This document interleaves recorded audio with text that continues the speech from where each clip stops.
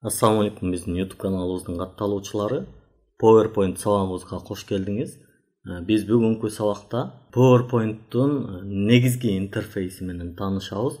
Негизи бул сабак биздин планда жок болчу, бирок суроолордон негизги интерфейсти тааныштырып койсоңуз, деги эле могул үстүндөгүлөр эмне, кандай кылып колдонобуз, кантип сохранить этебиз, мисалы ушул экранда иштеп атканда нар жакта бир папкадан бир нерсени кантип алып келебиз, ушул сыяктуу көйгөйлөр көп болуп атат. Ошолорго жооп берүү максатында бул видеону тартып атабыз. Любой бир слайдты, сиз иштеп аткан бир слайдты ачканыңызда негизги бет ушундай болуп көрүнүп турат. Бул айрым учурларда мындай көрүнүшү башкача да болуп калышы мүмкүн. Мисалы, айрым учурларда бул сиздин слайд ушундай болуп көрүнбөй, мындай көрүнүп туруп калышы мүмкүн да. Ошондо кыйынчылык жаралышы мүмкүн. Муну кантип оңдойм, кандай кылып жасайм деп. Мындай учурда ушул бул ылдый жактан эле обычный дегенди басып коюшубуз керек. Эми биз болсо анда эң жогорусунан баштай берели. Эң эле жогоруда бул жерде сохранить деген турат, дисктин сүрөтү менен. Муну басып койсок, же болбосо мына өзүңүздөр көргөндөй сохранить Ctrl+S деген чыгып атат. Же болбосо клавиатурадан ошол Ctrl менен S баскычын бассак сакталып калат. Же болбосо муну бассак дагы биз иштеп аткан слайд сакталган болот. Андан кийин кандайдыр бир нерсени бир аз артка алгыбыз келсе, мисалы 3-чү сабак деген жерге дагы кокусунан мен бир нерселерди жазып алдым. Муну артка алуу үчүн бул жердеги отменить вывод дегенди же болбосо Ctrl+Z бассак, бул мындай болуп артка кетет. Же тескерисинче, акыркы өчүрүп алган нерсебизди кайра алдыга алгыбыз келсе, вернуть вывод дегени бар. Ctrl баскычы менен англисче Y баскычын басса, бул кайрадан мынтип кайтарып берет. Мынакей биз муну алып туралы артка. Андан кийин бул жерде жасап жаткан слайдыбызды көрүү үчүн начать сначала деген бар. Бул клавиатурадан F5 баскычын басса да чыгат, же болбосо муну бассак дагы мындай болуп слайд көрүнөт.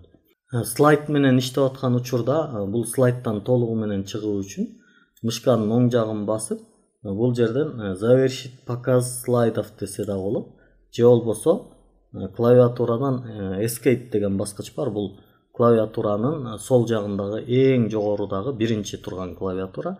Ошону басса дагы мындай болуп кайра кайтып келет. Бул жерде өзүбүзгө керектүү башка нерселерди да кошуп алсак болот. Мисалы, биз бул экинчи слайдда турсак деле F5 баскычын бассак, бул дайыма эң башынан баштайт. Бирок биз иштеп аткан учурда ушул жердин кандай болуп көрүнүшүн кааласак, анда биз бул жерден келип слайд шоу дегенди бассак, бизге ушул бетти ачып берет. Ушул эле нерсени, бул слайд шоунун биякта экенин билбесек, анда биз бул жерге келип, мышканын оң жагын басып, другие команды дегенди басып, бул жерге келип, начать с этого слайда дегенди бул жакка добавить деп, окей деп койсок, мунун жанына келип калат. Эми биз экинчи слайдда турабыз, бул баскычты бассак дагы биздин слайдыбыз кайсыл жерде турса ошону көрсөтүп берет. Жана бул жерде дагы сиздер каалагандай көп нерселер бар. Слайдыңызды принтерге жөнөтүп печать кылгыңыз келип атса, же просмотри печать деген нерсе бар, муну кошуп аласыз. Муну бассаңыз, принтерге чыгара турган болсоңуз, бул кагаздын бетинде мындай болуп көрүнөт экен дегенди көрсөңүз болот. Андан кийин печать деп чыгара берсеңиз дагы болот. Кыскасы, бул жерде ар бирин өзүңүздөр карап дагы көрсөңүздөр болот. Мен буларды алып салайын. Бизге азырынча булар зарыл эмес.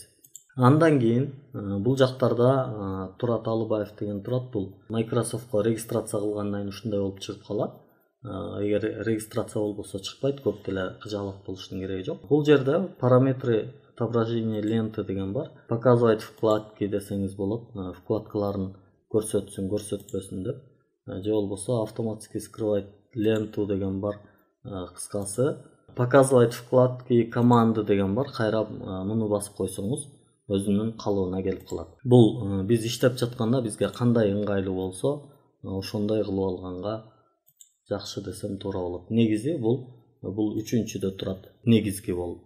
Андан кийин Мисалы сиз иштеп атасыз бул слайд менен. Анан бул жерге бир сүрөттү алып келип койгуңуз келди. Аны алып келип коюуда негизи мынакей бул жакта папканы мындай кылып ачып алып эле. Бул жакта мисалы папкаңызды ачып алып эле анан бул жерден сүрөтүңүздү сүйрөп келип коюп койсоңуз болот. Мындай болуп чыгып калат. Муну кайра артка алып туралы. Кийинки дагы версиясы бар. Мына minimize деп турат англисче. Төмөн карай киргизүү. Minimize баскычын бассаңыз, бул ылдыйга кирип кетет. Анан азыркы эле сүрөттү алып, кармап алып, слайдыңызды ачып, анан алып келип мынтип таштап койсоңуз дагы болот.